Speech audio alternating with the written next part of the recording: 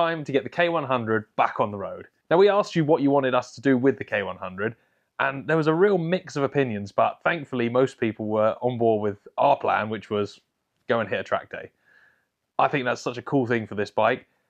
Turns out, thanks to the good knowledge of you people on the internet, there's people who've raced these, there's people who've done TTs on these bikes. This bike has got a hell of a lot of prowess. I even went down the rabbit hole of a company that makes turbochargers for them, which my mind is spiraling into the future there. But yeah, check out K100 turbos because there's some awesome, powerful versions of this bike floating around. In this episode, we're going to get it MOT'd, and we've got a few things to fix to sort that out. Number one is the wiring for the headlight. It's a thing that happens quite often when people modify bikes, is they take off the standard wire guides and then realise why they were there. In this case, it stops the headlight harness getting trapped between the lock stop on the yoke and the frame. So big chunk out of that. So I'll repair the wiring, make a little bracket to hold out of the way, and we should get a headlight back. On top of that, I got a little bit of servicing work. I've got fuel filter, oil filter, fresh oil. I'm going to chuck some coolant in it. I also discovered that the radiator fan doesn't work, so it does eventually overheat and boil over. So I'm going to have a little look and see if it's just the thermostat or if it's the motor itself. So a few little verification things. And finally, the front tyre I noticed has got massive cracks all the way through it. So it's a good excuse to chuck some sticky tyres on, ready for some track day fun. So here is the culprit. That wire there, you can see.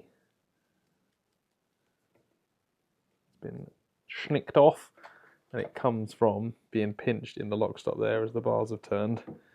All this bundle of wires has kind of got in the way, so I'm going to take that wire out and repair it, and then maybe make a little wire guide off the top of here that will hold all these up and stop them getting pinched in the lock stop. And then on to more exciting things like fitting cool handlebars. Yeah.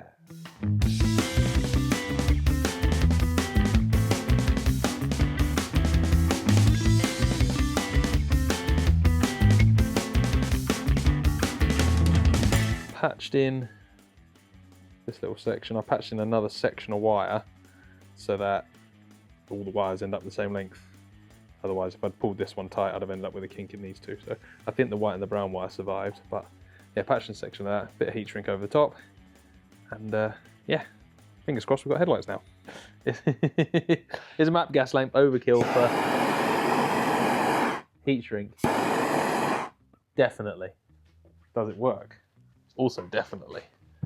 Moment of truth, have I magically repaired my headlights? Ignition. Hey!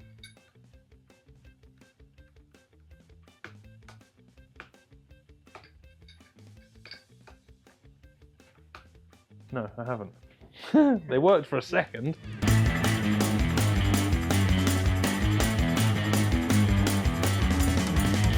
Headlight fix, side light fix. Side light just needed a bulb putting in him, which has since fallen out. That's a little bit annoying. Headlight was just actually those wires, but also the switch had a load of corrosion, so I just pulled the switch off, blasted a load of contact cleaner in there, cleaned it up.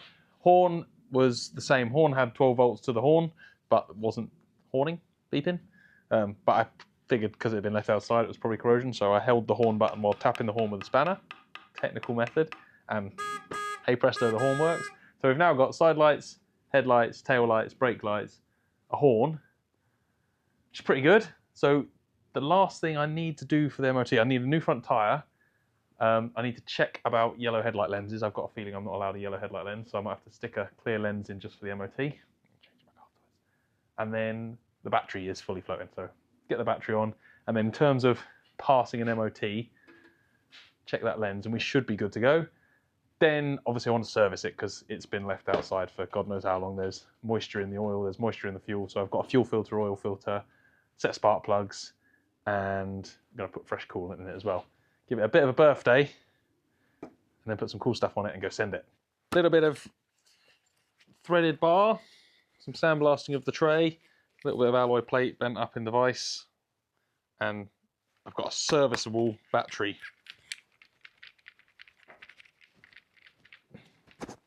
That's my shake test, it works. Serviceable battery clamp. Again, the time for finessing and making that a lot prettier is later. The time for making it work and putting it on the bike is right now. So I'm just going to lob that on, get this bit bolted to the bike, battery tray's all mounted, battery safe. Then, apart from the knackered front tyre, ready for MOT. Yes. Also, the seat unit has arrived, which I can't actually tell. I think it's a GSXR. I'm not 100% sure, but I just typed old classic race bike seat unit into eBay and waited to see what came up. Came from Italy. It's got race numbers and a bit of cool paintwork on it. I'm super chuffed with that. Because we all need a pointless distraction from time to time, while I'm waiting for the tyre to turn up, I have procured these clip-ons. Not going to actually help me get through an MOT or get this bike riding, but while I'm waiting for bits, I'm going to put these on because I think they're going to look a million times better than the rusty old 8-hanger bars. So next job, turn it into a race bike.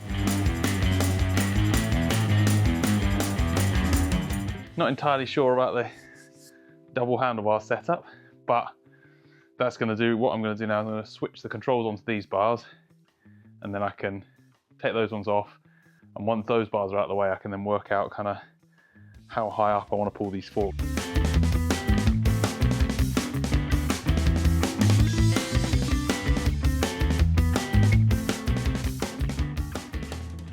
That is a very flat set of handlebars there. That is pretty horrible. But they clear the tank, both sides. I'm not keen on that. I think I'm going to go for modifying my lock stops, and I think I'm going to have to go for modified lock stops, reduce the steering angle, and put the handlebars in a better position for me. Pretty pleased with where we've got to. I need to stick some handlebar grips on, and then I'm going to take it for a shakedown ride on the way to the MOT. For the MOT purpose, I'm probably going to go back to the brown seat, just because to do this race seat nicely, I've got an £8.99 LED tail lamp, which has got indicators, a reverse light, a brake light, and a tail light on it. How good the £8.99 one is? I figured for £8.99, it'd have to be really, really bad before I was disappointed with the money I spent. So I'll let you know how that goes. That was just a cheapy one off eBay. So yeah, I'm gonna put this on the back of the unit there, and then I'm also gonna run a small side plate, which I'm gonna put sort of down on top of the bevel box by the shock, because then on these bikes, because the sort of shaft drive is so wide, that sits nicely on the top of it. Actually looks pretty cool. So I'm gonna go with my MOT friendly full-size number plate and normal setup first and the brown seat, and then when I come back from the MOT, I shall make the side plate work properly and put the little fancy rear light on. I'm just running out of time to do that now. So brown seat back on, chuck a bit more fuel in it, shakedown ride on the way to the MOT.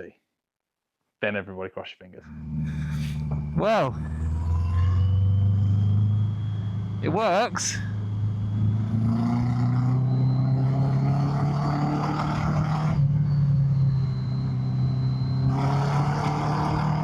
I haven't put very much fuel in it, which is not wise of me, but it works and it's flipping cool to ride.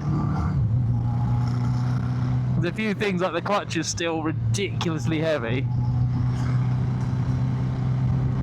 You are properly laid over on it. I wouldn't mind my feet being a bit further back for when we're tracking, but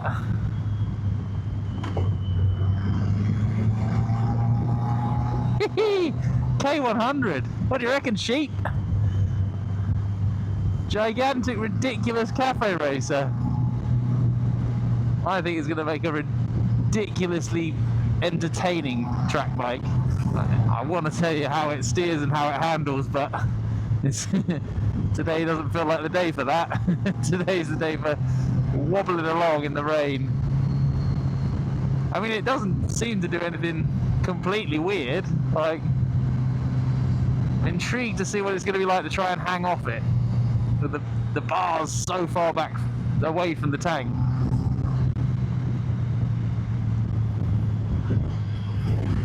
Obviously a pretty low centre of gravity the way the engine is, so it should be a bit of a wrestle to try and get it to change direction and hold a line in the corner, because you haven't got that high up weight to let the bike tip side to side easily. From shed to shred, it is back out.